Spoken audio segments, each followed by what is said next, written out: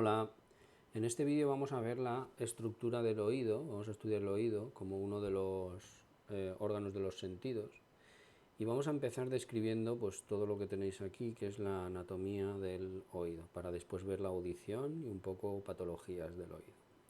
Bien, aquí tenéis para qué o qué es lo que detecta los oídos. Mirad, no solo detectan los sonidos, sino también la posición y el movimiento del cuerpo. Es decir, en el oído también se encuentra el órgano del equilibrio, que va a controlar nuestra situación en las tres dimensiones del espacio. Bien, el oído vamos a dividirlo, bueno, su anatomía se divide en tres regiones. El oído externo, lo tenéis aquí, el oído externo, el oído medio y el oído interno, que nos los han dibujado todos juntos aquí.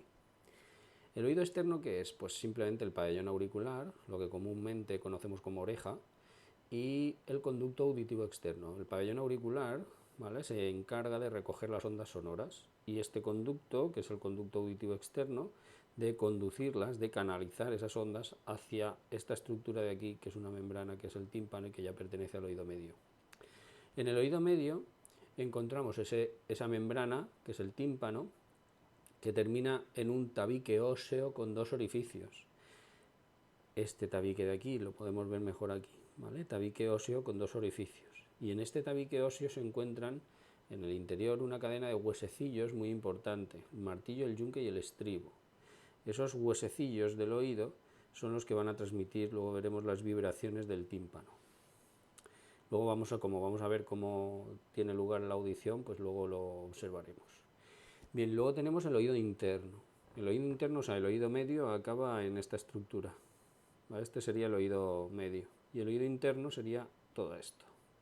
¿Qué es el oído interno? Bueno, está formado por el caracol cóclea, que sería esto, que es el órgano de la audición.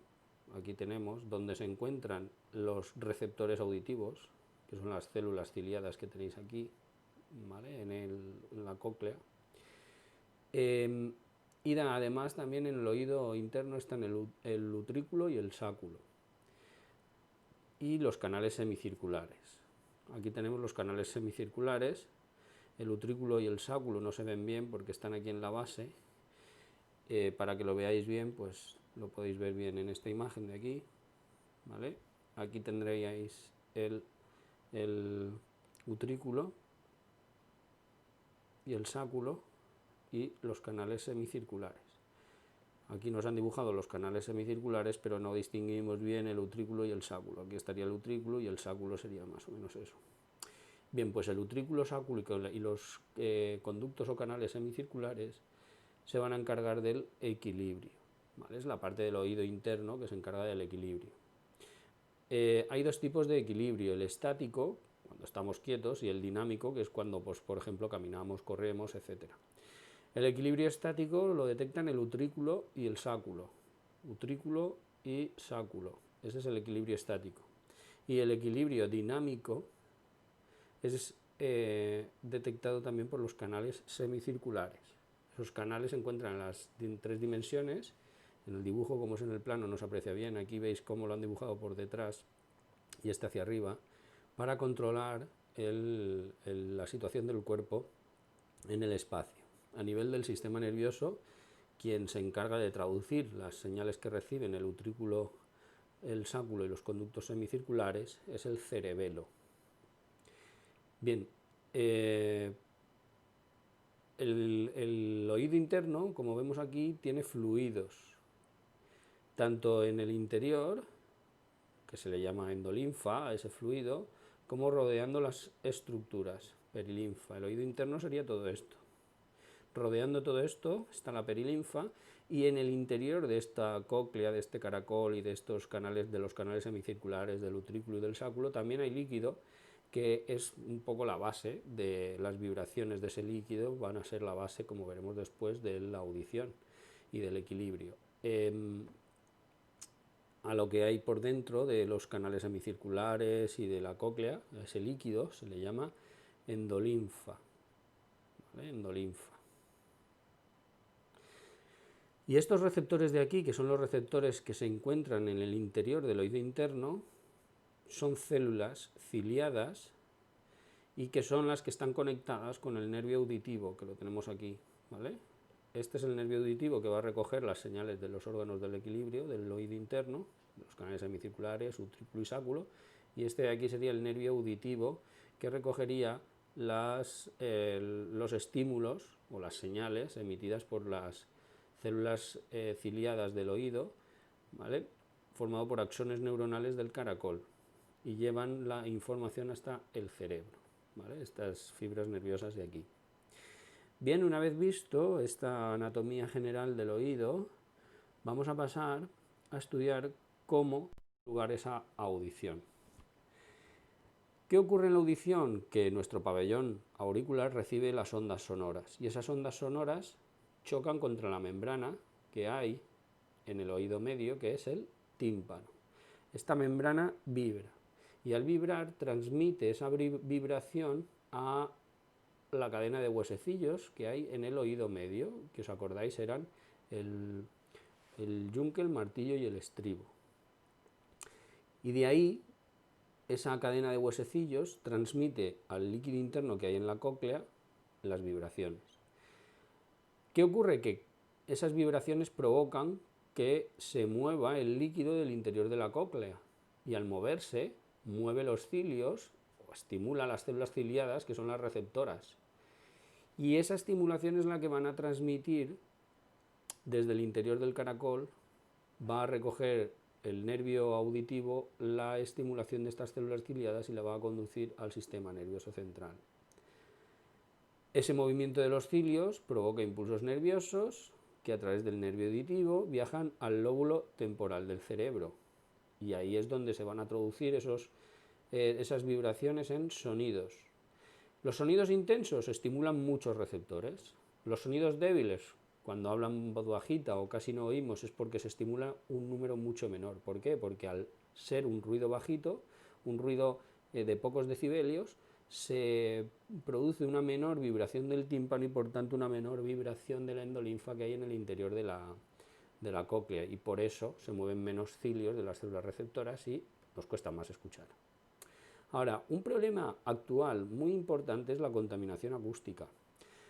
¿Por qué? Es un tipo de contaminación que casi nunca se tiene en cuenta y está perjudicando mucho el oído de la población. El sistema auditivo no solo se resiente cuando un oído es muy elevado, cuando un ruido es muy elevado, es decir, a una exposición repentina de una fuente sonora elevada, sino que también se resiente si no es tan elevado ese sonido, pero es muy continuo, es decir, a una exposición prolongada, aunque sea de menor intensidad.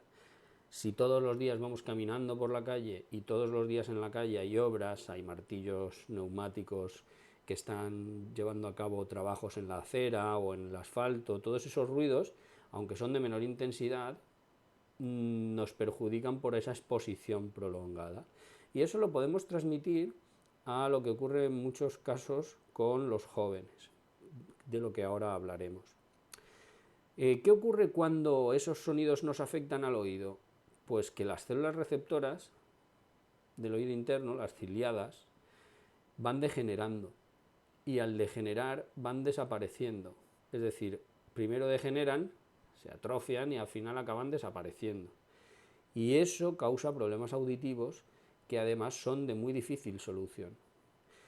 Bien, pues aquí tenéis factores como el tráfico, el ruido de obras, que son el principal foco de la contaminación acústica y que es algo que hay que tener en cuenta para tener en un futuro ciudades sostenibles desde el punto de vista medioambiental. No solo la contaminación que afecta al aparato respiratorio en cuanto a gases de combustión originados por la combustión de los combustibles fósiles, sino también en cuanto a la contaminación acústica. También son factores a tener en cuenta para mejorar la calidad de vida en las ciudades. Luego, hay otras actividades que también son perjudiciales. Escuchar música a un volumen elevado. También no hace falta que el volumen sea elevado, sino que con que escuchemos música con auriculares constantemente, de manera prolongada, también afecta al sistema auditivo, bueno, y el de las discotecas por los decibelios. Pero fijaos aquí, los especialistas están detectando problemas especialmente en jóvenes por el uso desmesurado de aparatos para escuchar música, de los cascos, a un volumen excesivo. Este hábito puede desencadenar una sordera prematura. Es decir, que si yo escucho música a un elevado volumen durante todos o casi todos los días, me va a provocar una sordera prematura, es decir, puedo llegar a los 35 o 40 años y estar sordo o tener un nivel de audición muy por debajo del normal. No solo el volumen excesivo, sino que también una prolongación o una exposición prolongada ante esas ondas sonoras, ante esos auriculares. Si yo escucho música con auriculares, en voz que no esté alta la música, pero todos los días me pongo los auriculares, la cercanía de ese sonido con el oído y de manera continua perjudicaría también mi oído. Así que es algo que pues, debería tener en cuenta la gente, las personas jóvenes y sobre todo los adolescentes, porque está muy de moda el escuchar, el utilizar los cascos. Bueno, pues esto es todo en cuanto al oído y nada, y hasta el próximo vídeo.